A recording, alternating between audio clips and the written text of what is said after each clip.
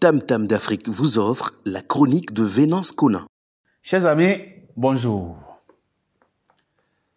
La démocratie est-elle faite pour l'Afrique? Ou si on veut poser la question autrement, l'Afrique est-elle faite pour la démocratie? Pour l'ancien président français Jacques Chirac, la cause était entendue. L'Afrique n'était pas mûre pour la démocratie et elle serait même un luxe pour elle. Et à vrai dire, observer les retours en arrière auxquels nous assistons ces temps-ci, avec les coups d'État comme on en a vu récemment au Mali, en Guinée et au Burkina Faso, et également les prises de pouvoir par des voix qui ignorent les urnes, comme on l'a vu au Tchad, on peut se demander s'il n'y a pas un peu de vrai dans cette assertion. Mais une fois cela dit, nous devons savoir de quoi nous parlons. Lorsque l'on parle de démocratie, on a aussitôt en tête celle qui a pris naissance en Europe occidentale et qui se veut universelle, c'est-à-dire destinée à s'étendre au monde entier. Cette forme de démocratie a effectivement prospéré en Europe occidentale et généralement dans les pays conquis ou créés par les Occidentaux, à savoir les Amériques, l'Australie et la Nouvelle-Zélande. Et puis elle s'est étendue après la chute du mur de Berlin, avec plus ou moins de réussite aux autres pays d'Europe, dans certains pays d'Asie et aussi en Afrique.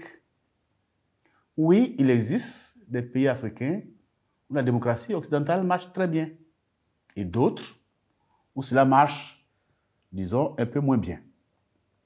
Et puis il y a ceux qui, après s'être engagés sur cette voie, viennent de marquer un coup d'arrêt, à savoir notamment ce que nous venons de citer.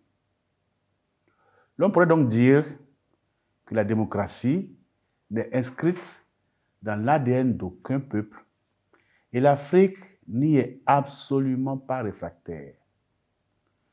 Mais chaque pays a son histoire propre, sa propre trajectoire et ses réalités spécifiques.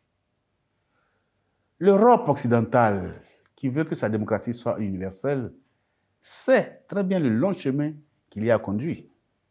Elle sait qu'elle est passée par des régimes de monarchie absolue qui n'étaient rien d'autre que des dictatures. Elle sait qu'elle aussi a connu des retours en arrière avec le fascisme ou le nazisme. Et elle sait que sa démocratie est elle aussi menacée, comme on a pu le voir aux États-Unis avec Donald Trump, il n'y a pas si longtemps. Donald Trump, qui d'ailleurs n'a pas dit son dernier mot.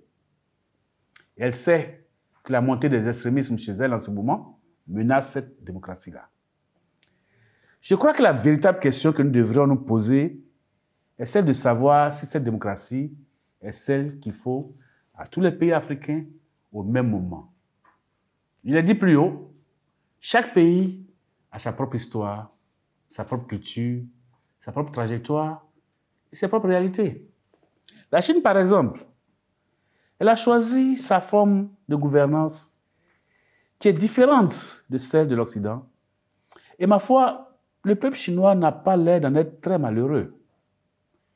Il en est de même des démocraties de l'Iran et des monarchies du Golfe.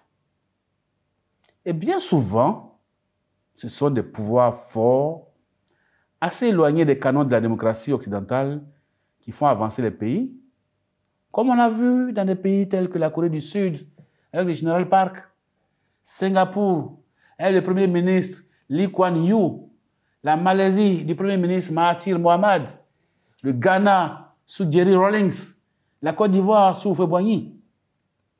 Mais attention, dire cela ne signifie absolument pas que l'on cautionne les prises de pouvoir par les plus forts, par ceux à qui il a été confié de protéger le pouvoir légal et le peuple.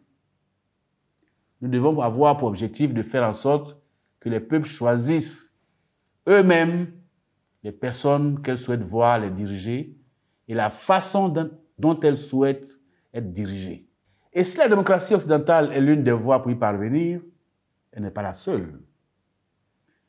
Si nous interrogeons sérieusement nos cultures africaines, nos traditions, notre histoire, tout en réfléchissant à la nécessaire adaptation à notre époque moderne, nous pourrions trouver notre propre démocratie qui ferait avancer nos peuples. Je vous remercie.